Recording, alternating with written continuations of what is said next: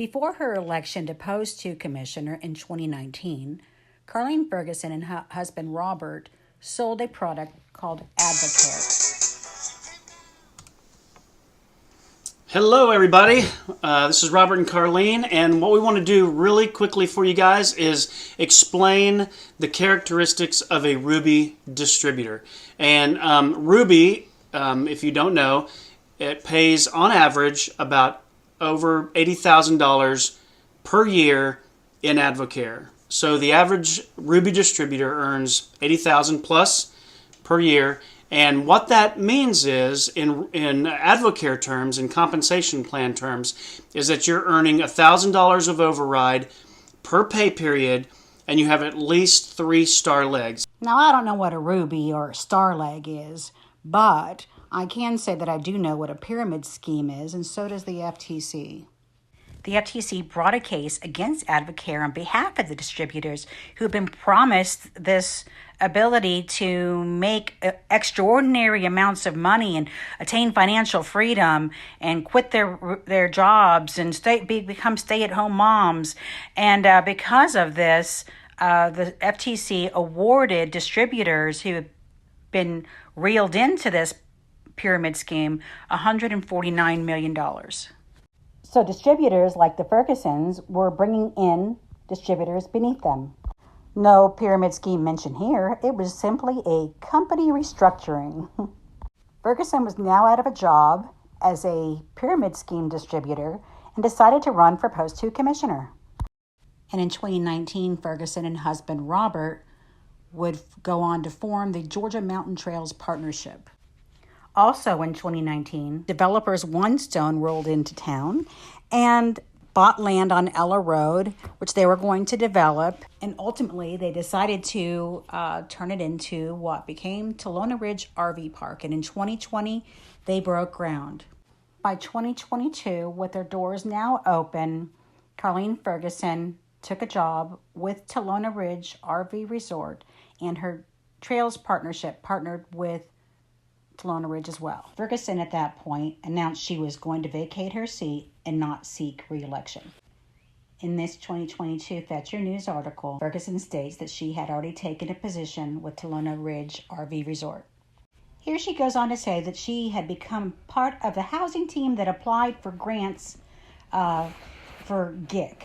GIC is the Georgia Initiative for Community Housing Low-Income Apartment Team.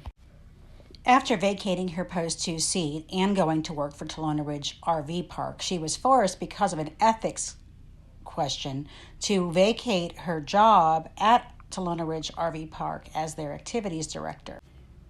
It was at this time that Ferguson dedicated herself to advancing low-income apartment development. And in March of 2024, Ferguson announced her run for post 1 commissioner and began taking donations. This is one page of the campaign contribution report of Carlene Ferguson. It is supported highly and primarily by developers and builders. One of those is One Stone. One Stone are the developers of Talona Ridge RV Park. Not only are they the developers of the Talona Ridge RV Park, they are also apartment developers. Not just 1 or 2, but they have built, in the words of CEO Wes Henderson, an apartment empire. We're sitting here with Wes Henderson. He is the CEO of Talona Ridge, as well as One Stone Development, which is the overall company. And really excited to sit here with Wes today, because not only is Wes the CEO, but he's one of the family members that started the whole One Stone. At one point, we had about 15 complexes, about 3,000 units. It was quite the endeavor. All of them in Georgia? All of them in Georgia, yep. Okay. A lot of them down in the Atlanta area, a few up and outside of Chattanooga in a city called Dalton. Okay. A couple in Cartersville. For instance, Highland Vista, which sold for $4,000 a unit. I think he turned around and sold that for, it was either 28 or 32 a door.